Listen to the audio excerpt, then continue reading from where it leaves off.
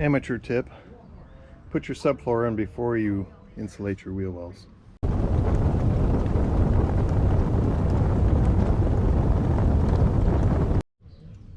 Okay, so now we're cutting out our template for the floor.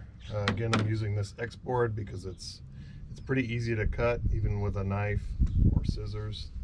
It doesn't fray. We've already done the front over here and matched it to the contour. It comes back to here. I think originally it was coming back to here, so I think we must have cut that in using it for a different template, not realizing we're cutting an existing floor template. So for the wheel well, I've just measured the width of it, which is here, did half, came out to here, and then measured the front, which was 2 foot 6 inches. So 1 foot plus 3, 15 inches, 15 inches. And then we'll just round off those corners to kind of give us this profile here of this rounded. And we'll just guesstimate it, and we can always get it closer with little pieces. And it looks like the template is the same on both sides. So I created it over on this side, flipped it over, and it looks like it fits the exact same cutout points, and the front looks exactly the same. So this is our floor insulation.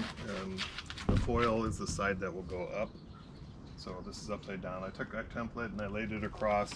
We evened out the front and then clipped it, and then just drew out the reliefs. I've already cut some of them. I cut this back corner where the wheel well is, and then this one is the center strut.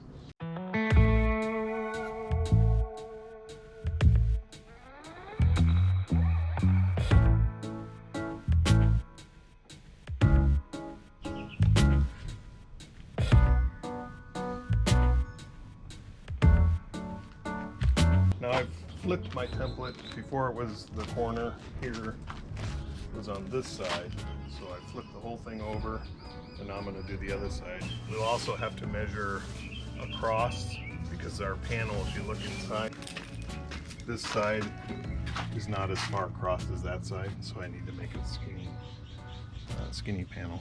So to get this other dimension here, I just took my template and I laid it down like it was the other side, and then drew a line where it's touching the insulation.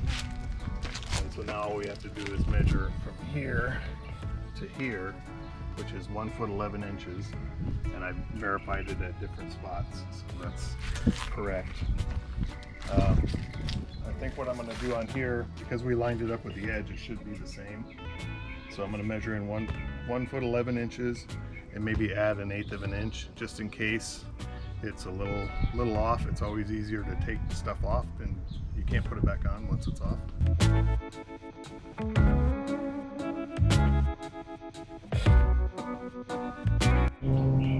Okay, so that worked really well. You can see the piece here fits in nice and snug.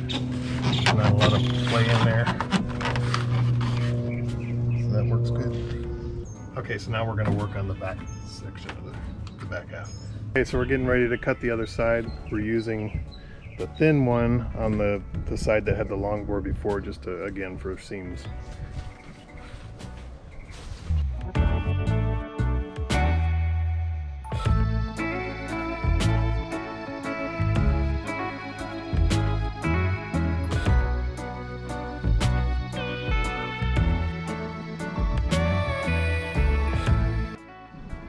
Okay, so here we have all 4 panels in.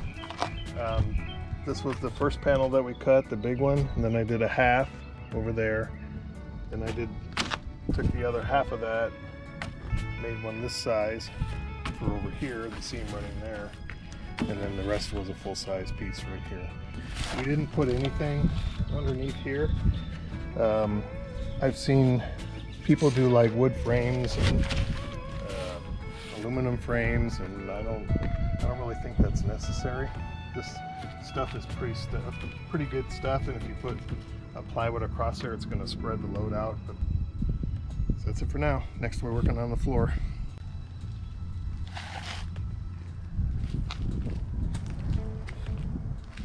I had an afterthought. I really wanted to use the tie down bolt holes for tying down the subfloor as well.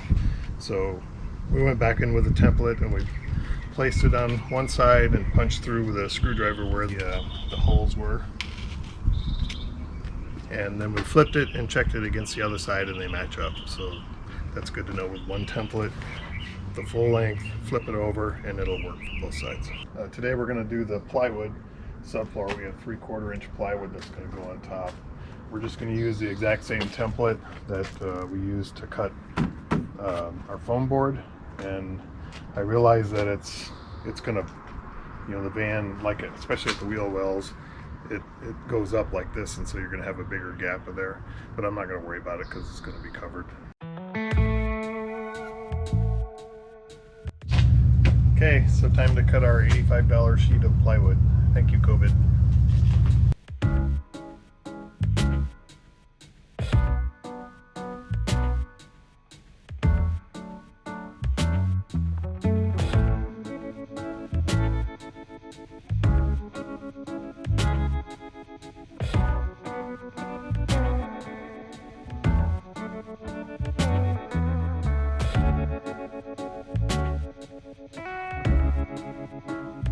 Okay, so when cutting the plywood, this is tapered a little bit and it's tapered a little bit here.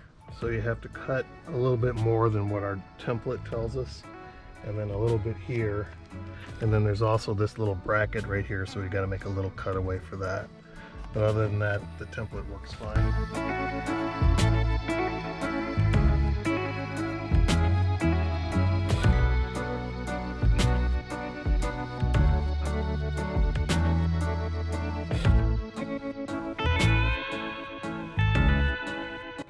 Okay, so we had gotten the floor all laid down, and I kind of regret my choice of doing the seams because you can see it's kind of just naturally lifting here.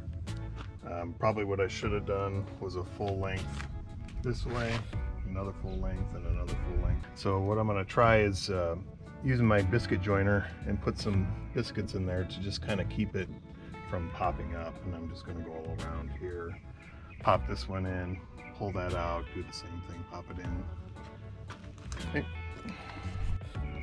Okay, so that worked. I put in the biscuits in there. I just glued on that side.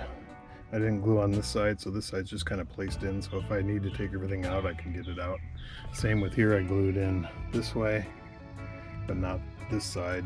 And there's a gap here, but that's not a big deal because the floor will go over that.